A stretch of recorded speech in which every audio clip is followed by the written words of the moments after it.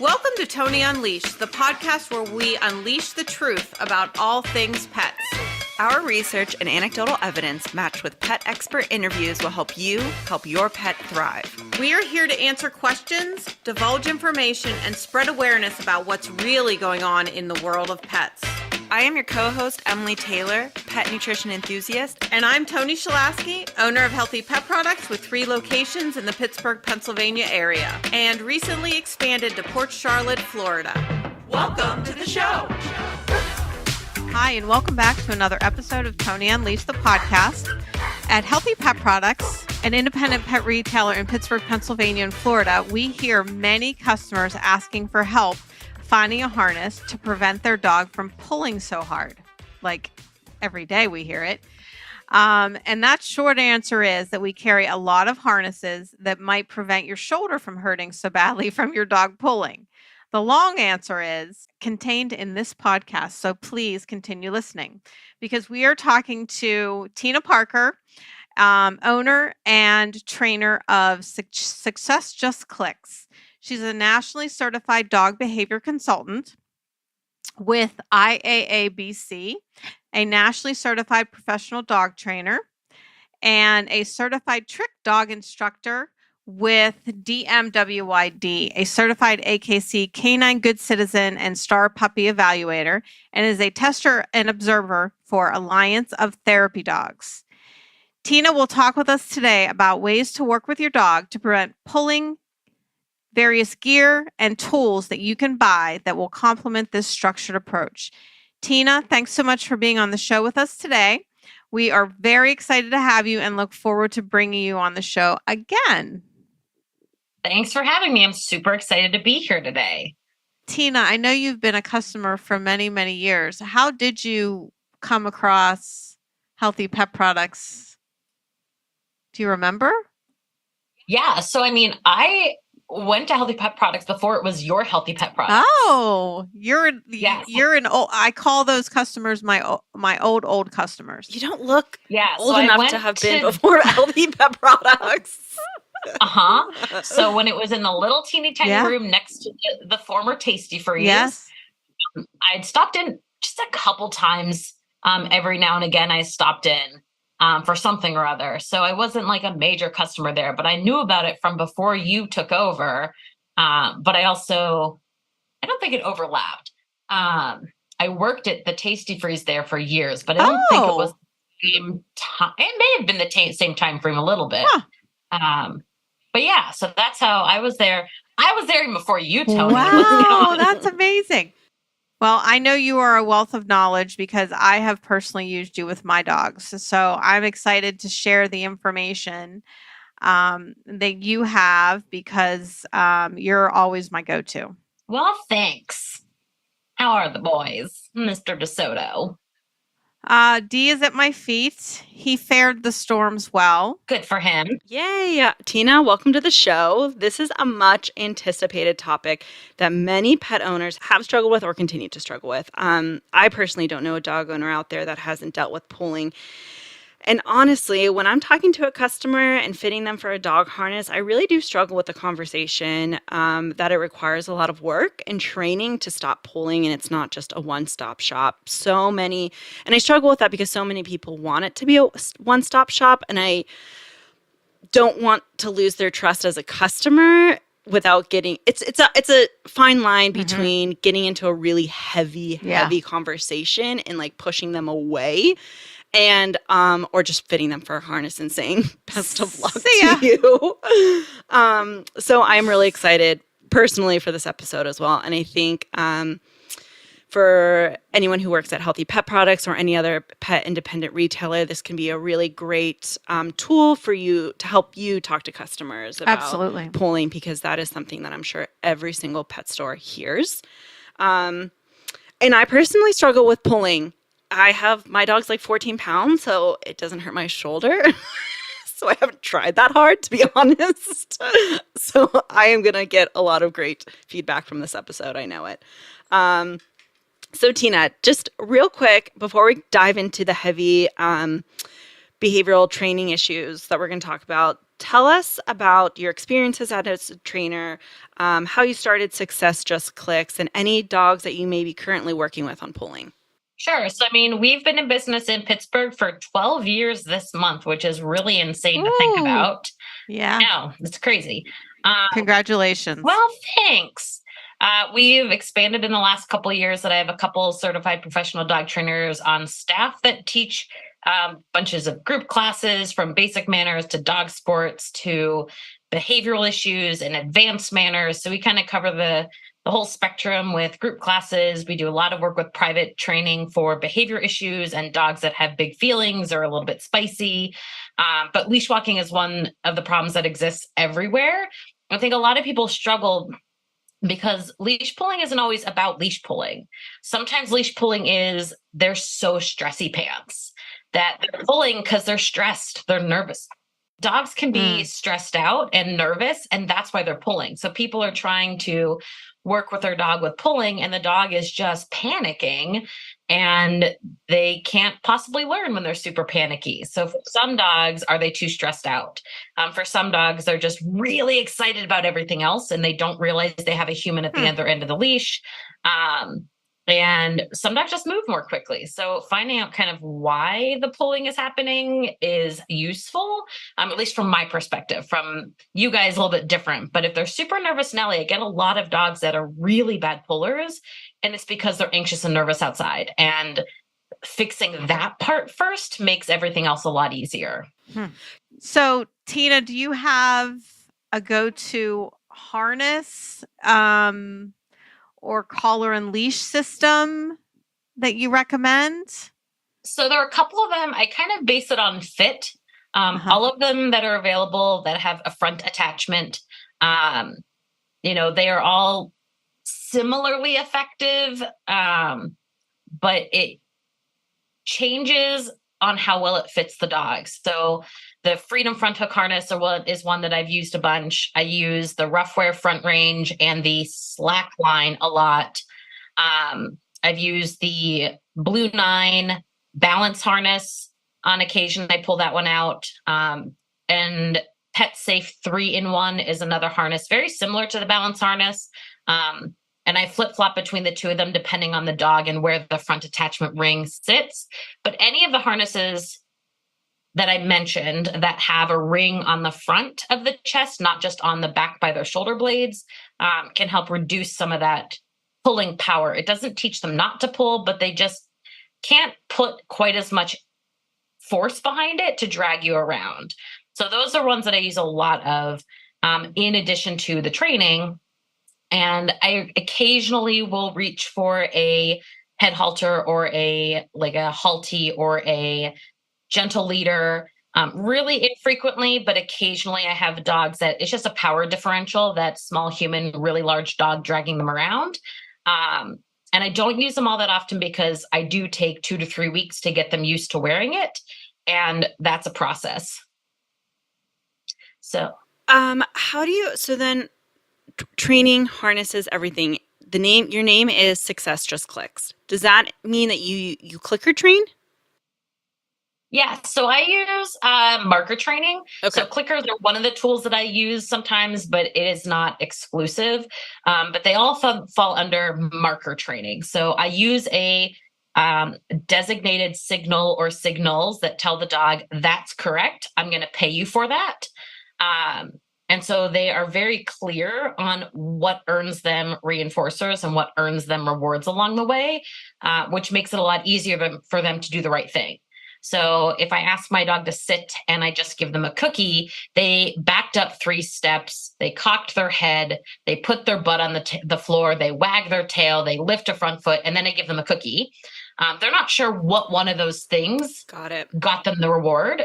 Using a clicker or a word like yes, I can click that as their butt hits the floor so they know that behavior, that one of that sequence is why you're getting the cookie right now. So it just helps them identify the right thing so they can repeat that again. And then how do you incorporate that marker training with leash pulling? What would you click in those situations? So there are a variety of things. So when I think about leash training, I also think about what the criteria is. I ask this a lot of people, well, what do you want your dog to do on a walk? And they're like, well, I don't know, just don't pull. And I'm like, well, that can mean a lot of things. So do you want your dog to heel next to you and not sniff anything? It's not typically what I want in a loose leash walk from the average dog. I want to be able to call them there and maybe walk a little bit there if I'm passing another person. But for me, loose leash walking is you can have the whole length of the leash, just don't pull me. So I'm often at North Park walking my dogs, and I don't have the liberty of lots of extra time because you guys keep me super busy, which is fabulous, and we are always thankful for that. But I have to walk all four of my dogs at one time, which means they all have to be very good on the leash. But you'll see me out there with the dogs they're ahead of me 5.5 feet on their leashes. No one's pulling, but they don't have to heel the whole time. So it depends kind of where you're looking of what you would mark and treat. But I typically mark and treat, is the leash slack? Is there some slack in there? I can treat that and mark that with a click and a treat if they're 4.5 feet ahead of me or if they're heeling next to me. Okay, that's nice. And I love that you said that because I will, full disclosure, like I said earlier, I do have a little dog that's like 14, 15 pounds. And so I find that I have not been doing clicker training. I don't do, I do, when I'm feeling really motivated, we'll do some training. But I find my biggest issue is the height difference. And I lose that timing trying to bend over and give my dog a treat. And then I feel like, well, what's the freaking point anyways if that timing is lost because it takes me so long to bend down and give him an actual treat. So I think that's really great. I mean, for me personally, who has a little dog, using a clicker to mark it and then not having to worry about the time it takes for me to bend down and actually give them the treat is huge because I've just been like, how do I take this to the next level? With training, if I can't get the timing right with the treats. So I was starting to like throw them on the ground, just like try to toss them. And I was like, well, then he's getting reinforced for looking for the treat, not actually doing anything. So I'm like, I'm just a mess over here. We're just going to keep walking and not worry about it for now. Yeah. And it makes a difference when they're big and they're little. You can deal with it from a 14-pound dog versus a 140-pound dog. Right. I love that. One of the pieces I find for a lot of people is they're very stingy on the treats, both in like how super tasty they are and the frequency of treats. And that makes a world of difference with leash walking. I've had people that have come to me for leash walking as a primary problem, and I tell them to increase the value of food, and not the value in terms of quantity or of like financial value of the food, but for the dog, how much does the dog want that thing? And so I say, get some boiled, boneless, skinless chicken breast, put that in your pocket or in your treat pouch and see what happens. And it's a game changer. When you bust out meat, they're like, oh, wow, I really want what you have. And that's way more exciting than everything else around me. It is a huge game changer from people because most people, I tried everything. I've used my milk bones the whole time. And I'm like, well, let's try something like meat. And they're like, oh my God, it made so much difference. I'm like, yeah, when you pay better, they actually walk nicely with you. A follow-up question. With treat and clicker training, in your professional opinion, do you feel like, is there ever an end to treat clicker training? Will you ever just have a dog who just does the right thing after training them for so long? Or are you stuck training them this way and keeping up with this routine for the rest of their lives? So I have a question for you, maybe for Toni. Damn it. Does Emily still get paid for showing up to go to work? Right? So the thing is, she still gets paid. You have been there for many, many, many years. You have been trained thoroughly and you still get paid. Yeah. That's a piece of it. Any behavior that stops being reinforced will eventually fall apart.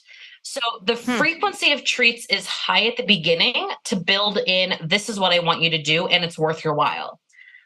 When I take my dogs out to North Park, We go for many walks where they don't get any cookies. They go through some walks where they get 1 or 2 cookies, and they go through occasional walks where I give them a bunch of cookies just to keep that behavior really sturdy. So you start with a higher rate of reinforcement, but when the dogs are doing well, you can you increase how much they work to earn the same pay. Okay. So instead of decreasing the cookies, I think of it more of you have to walk 20 steps nicely before you get a cookie, instead of walking 2 steps, here's a cookie, 2 steps, here's a cookie, 2 steps, here's a cookie. We just gradually build in more and more steps. But secondary to that is that we move from food reinforcers to environmental reinforcers. If you walk nicely up towards that tree, you can sniff it for 2 minutes. So I don't need cookies. My dog has learned with cookies to walk nicely. But now I can say, if you walk nicely up to that tree, you can sniff as much as you want. If you walk nicely up to here, you can sniff as much as you want. If you pull me towards that, we're not going to go there. And so we can start utilizing life rewards and environmental rewards, along with good job, nice boy, well done, along with lots of praise. So we can move away from food reinforcers. But the reality is, I don't know if you guys know this. You guys might not know this, being experts in your field. You have to feed dogs forever. I don't know if you're aware, but they will always eat. And so there's nothing wrong with, I'm going to use my dog's kibble, their food, their, dehydrated raw stuff. I'm going to use that as training treats on a walk for as long as I want. Yep. I can put it every day. That my dog is 10 years old. We've walked every morning. That's not true. But in theory, I have a dog that's 10 and has walked every morning. And I still use their kibble to reward them on the walk. That they have to eat anyway. Why not use their food? Right, so you can certainly feed. You have to continue to reinforce behaviors, at least intermittently, in order for that behavior to not fall apart. But it's not a forever thing, but it can be, because there's nothing saying you can't use their food, their meals, as training treats for the rest of their life, because they have to eat it anyway. They can work for it. We encourage customers to do that a lot. Yeah. Yeah. Mm-hmm. Yeah, we were going to have another episode that talks about using complete and balanced food as training, because then you're giving them small, like essentially just feeding them during their training. Yep.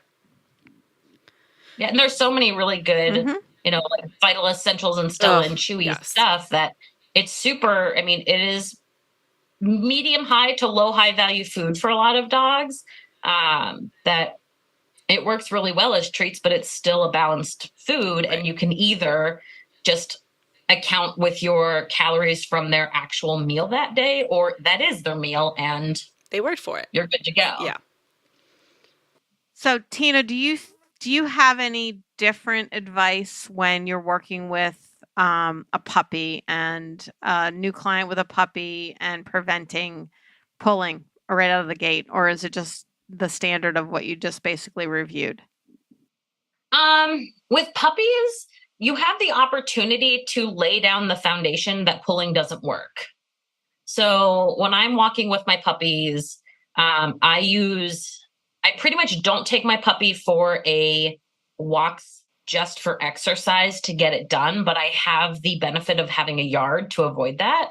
So every walk my puppies take is a training walk. So with puppies, I typically use boiled chicken breast. I use super high value stuff right off the bat with puppies, so they buy into, oh my God, that lady's the chicken lady when we're outside. And I'm like, darn right I am. Because they build a lot of interest in me at that point. So I go outside on walks and I'm using my high value food every couple steps, high rate of reinforcement. I can't do that 3 walks a day every day for puppies because they'll explode. For puppies that are in scenarios where you have to walk them all the time, I like to teach them different pieces of equipment mean different things. So I attach the leash to the chest, the front clip of a harness. And that tells my puppy, I'm not going to train with you. You can pull a little bit and I'm not going to panic about it.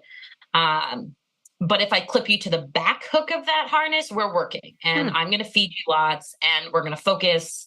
I do lots of focus work with puppies, and I am aware of environments where they're going to be successful and not, and I pick and choose my battles. I love it.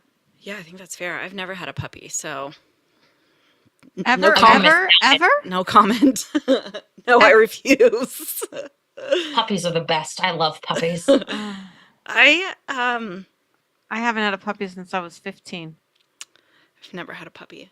I mean, I've had a puppy in my house for like 24 hours, but that's been about Some people are not into puppies, and that's cool. Yeah. Some people don't love the work of puppies. Right. Yeah. They are a boatload of work. I mean, it's like 2 years. I like them, but I like to give them back too. Like grandparents with their grandchildren. Yeah. I like them, but I want to give them back. Oh, cute as hell. Yeah. So fun for a short period of time. There's really cute big old puppies right now. I know. Holy shit. I know. At orphans. Oh my God. That is another. Hound puppies would be very challenging for me personally. Yeah. But anyhow, we digress.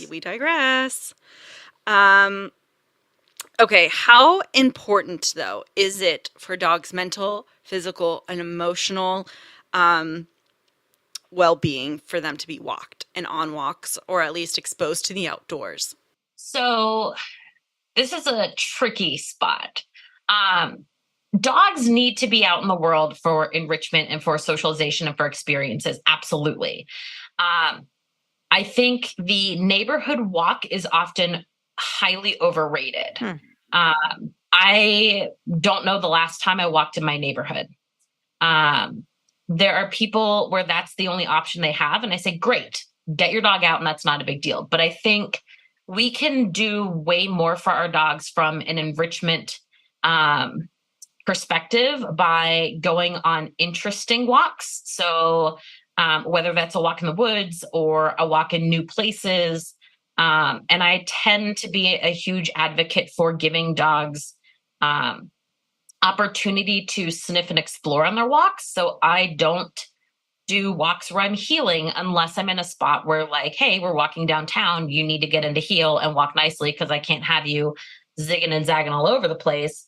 But that's not my daily walk. That's just, an adventure in its own right. But for normal walks, I like getting out and going new places with dogs because I think they get more out of it than the same route every day or multiple times every day. But you do what you can do. It's important to get them out in some way, shape, or form. I use a ton of sniff spots for my dogs to adventure.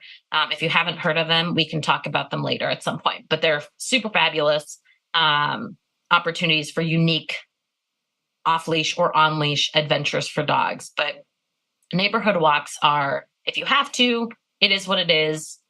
They're important to get the dogs out, but it's definitely not the most enriching opportunity for them. So, yeah. I like, I couldn't agree more. And I've been really practicing that personally with my dog. One thing that I have been trying to practice as well is if I am confined to my neighborhood for time restraint reasons or whatever, I try to at least take a different path. Like instead of going out of my house and turning left and then right, maybe I'll turn right and then right again, or right and then left, and at least mixing up the way that we walk around the neighborhood to mix it up a little bit, even if it's just for 15 minutes and just changing the course up or doing the same loop twice when maybe sometimes we'll do one loop and then a different loop. Yeah, and I mean, it changes too in terms of leash walking. Right. Dogs tend to leash walk better when it's a really familiar, boring location.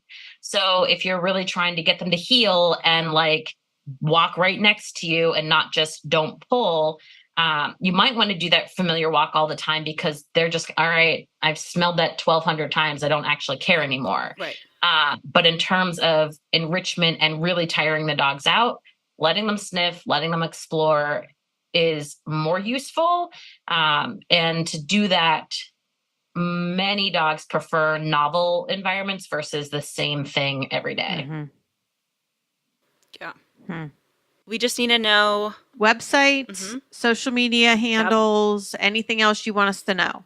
Are you accepting new clients, stuff like that? Yep. So they can find me on successjustclicks.com. They can find me on Instagram as Success Just Clicks. If you look for Success Just Clicks dog training on the Facebook, you can find me there. We have new classes coming out all the time. We've got some spaces in summer classes. Summer classes, because of vacations, they're more open than normal. Typically, our classes fill pretty quickly, and you have to get on our newsletter, which is super helpful. But there are some spots and some fun classes available right now. We always have new clients coming in. I see all the behavior cases for spicy dogs that have spicy big feelings towards people and towards dogs. My other staff members are certified professional dog trainers that will see basic training and mild reactivity or mild resource guardy type stuff. So we're taking new clients, and but we're also busy. So it sometimes takes us a minute to fit you in, but we'll get there. Thank you, Tina. You're the best. You're welcome.